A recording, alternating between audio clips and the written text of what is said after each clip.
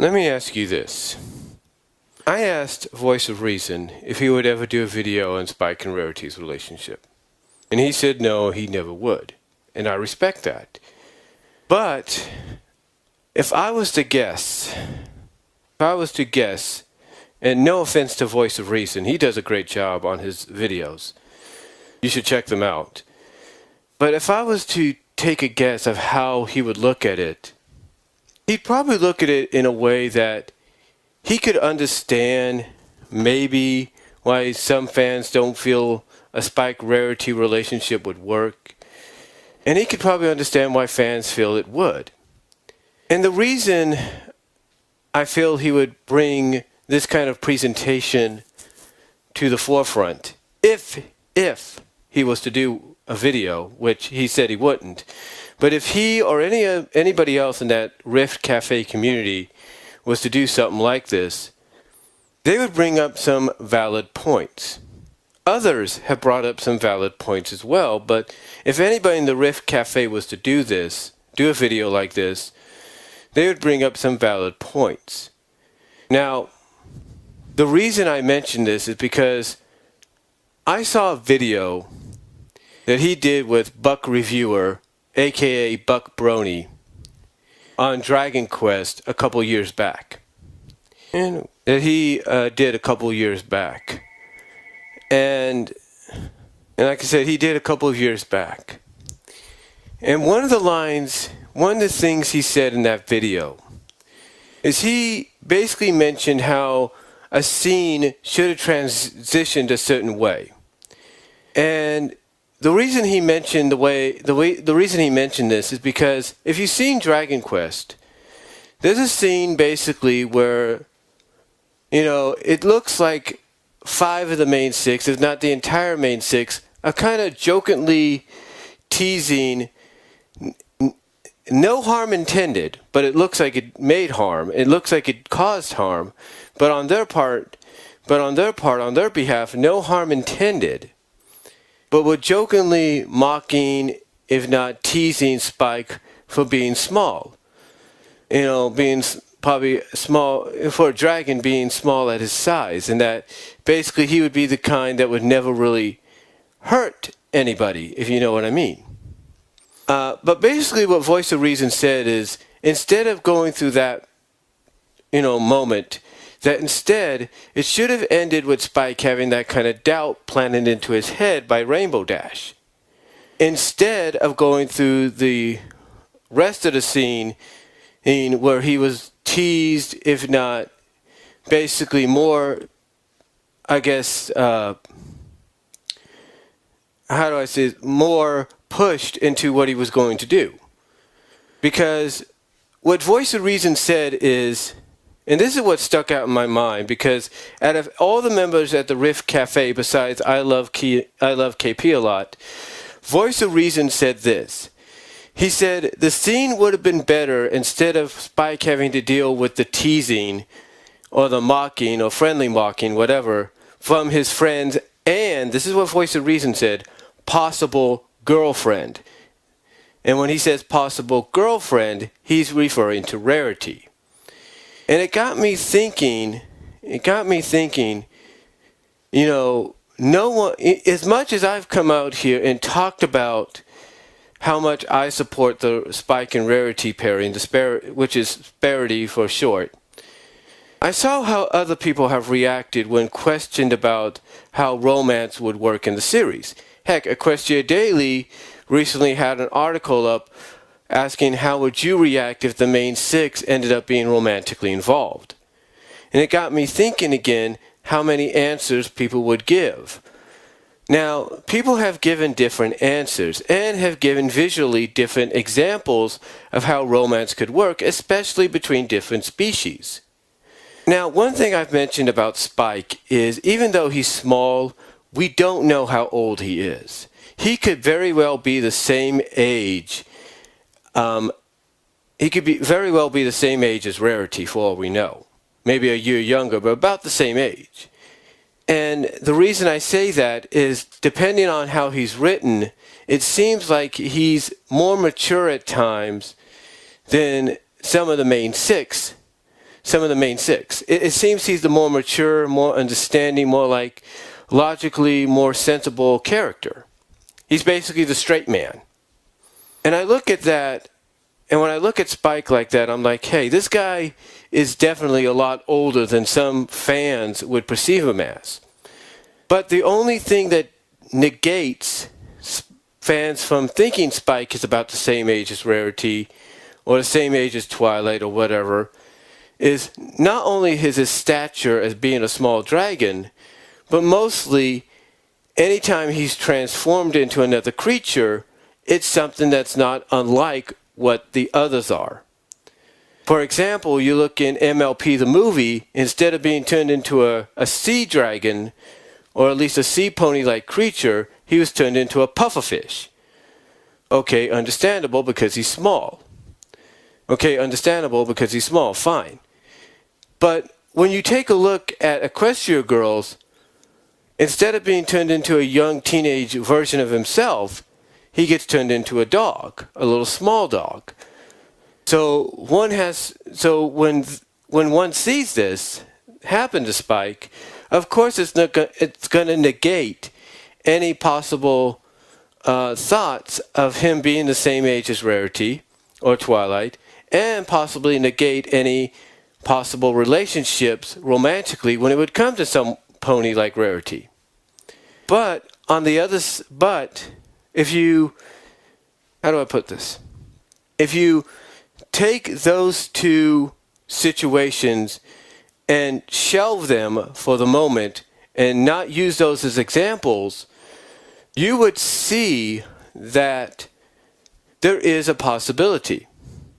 There could be a possibility, because if you negate those two moments that I've mentioned and say, okay, those happen, but they don't really mean anything in the long scheme of things. In the long end scheme of things, they don't really mean anything.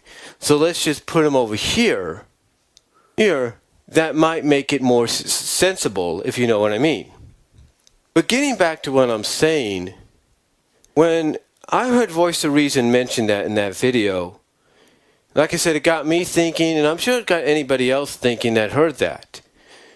And like I said, if anybody, not saying they would, with all due respect to all the Riff Cafe members, not saying they would, but if any of them was to do a video on basically looking at the pros and cons of a Spike and Rarity relationship, yeah, the cons that they would look at basically would be some of what I mentioned.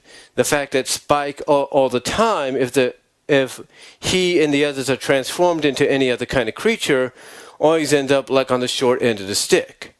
He always ends up being something other than what the others are.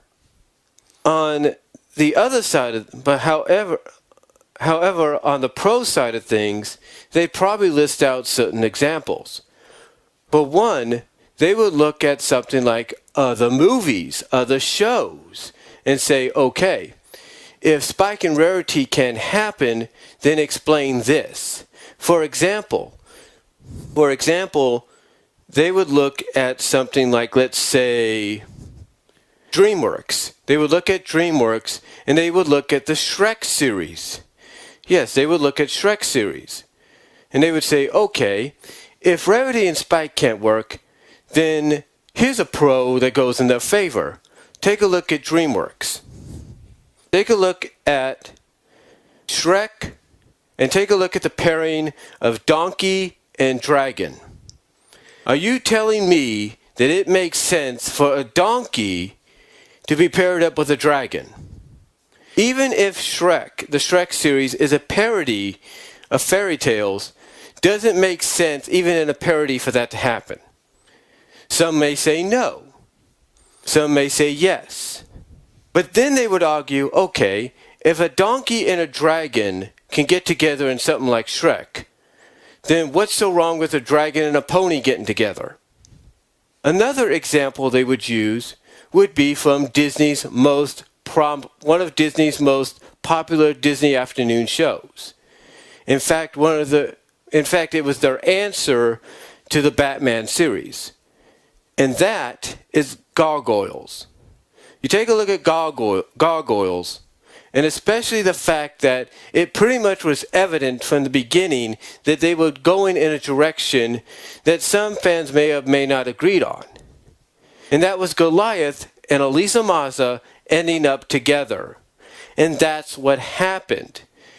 I mean, at the end of Hunter's Moon, which was basically the series finale to the original series before it spinned off into the Goliath Chronicles on ABC Saturday mornings, Elisa kissed Goliath on the lips, pretty much confirming that they are together. Heck, they embraced at the end of Angels of the Night, which was the series finale and final episode of the Goliath Chronicles. Heck, Elisa, when she was talking to the character known as Jason at the end of Hunter's Moon, the epilogue, if you will, she told him that there was always someone that's always going to have a place in her heart that was ahead of him. And that person she was talking about was Goliath. So when one looks at that, they could say, okay, Goliath is a gargoyle. He can easily be destroyed when he's turned to stone during the day, but yet he's having a relationship with Elisa Maza, and they've pretty much teased about it throughout the entire run of the series and its spin-off. And if that's not enough, take a look at Chip 'n Dale Rescue Rangers, a series I loved. In the series, you have Chip and Dale fighting over the affections of Gadget Hackwrench, who, by the way, is a mouse. But to throw a little wrench into there, what do they do for both Chip and Dale? They tease the fact that they have other love interests. For Chip, it's a character named Tammy, and for Dale, it's a character named Foxglove. And by the way, when Boom Studios resurrected the Rescue Rangers for new adventures in a comic-exclusive 8-issue run, Ian Brill even said that Foxglove was Dale's on and off girlfriend.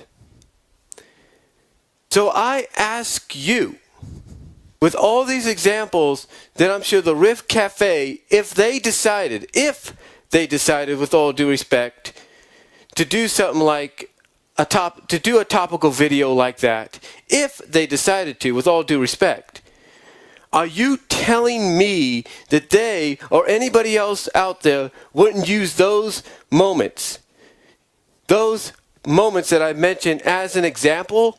Of course they would. You know why? Because pretty much they know that confirms that no matter how you look at it, something like Spike and Rarity can work. Heck, let me give you an example from the movie itself. Spike was the only one Rarity said hello to. When Twilight met up with her friends after meeting with the princesses to try to get an idea approved, which it didn't get approved, for her friendship festival, basically 4 out of the main 6 said hi to her, but it was Rarity that said hello to Spike, and he said hi back even though he was blushing, pretty much confirming that the writers know about this ship, pretty much know that fans wanted to see some kind of acknowledgement. Heck, Spike got jealous when Capper was sweet-talking the ponies, including Rarity. And in the climax, who did Rarity hold on to help Twilight retrieve the staff before the Storm King did? Rarity held on to Spike. That's what happened. She could have held on to Fluttershy or Rainbow Dash, but no, she held on to Spike. Yes, Spike was holding on to Rainbow Dash as well, but you kind of get the point. The point is, the examples I just listed off from other various movies and shows are just an example of what could be.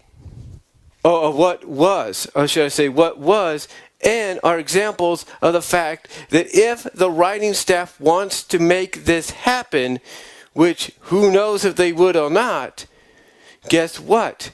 There wouldn't be a problem with it because of what I just listed and mentioned. And like I said, with all due respect to every member of the Rift Cafe, Voice of Reason, I love KP a lot, Golden Fox, Lightning Bliss, Silver Quill, Firebrand, all of them, I'm sure if they were to list off the pros and cons of that relationship happening, that the pros would definitely be the list of other interspecies relationships that I've mentioned. Again, what I'm saying here is a Spike and Rarity relationship could happen. It really could. And again, if any members of the Rift Cafe were to do a video on the pros and cons, the cons they would look at is how Spike's small in stature as a dragon, how he's always transformed into something opposite than what the other ponies are turned into. That would be some of the negates, some of the cons that they would list, in my opinion. And in my opinion, they would probably also use the examples I did to look at the pros of why it could work. The point is, with all due respect to the Rift Cafe, if any of them wanted to do this, any of them, in my opinion, with all due respect, I believe that they would point out some kind of pros like I mentioned and some kind of cons like I mentioned.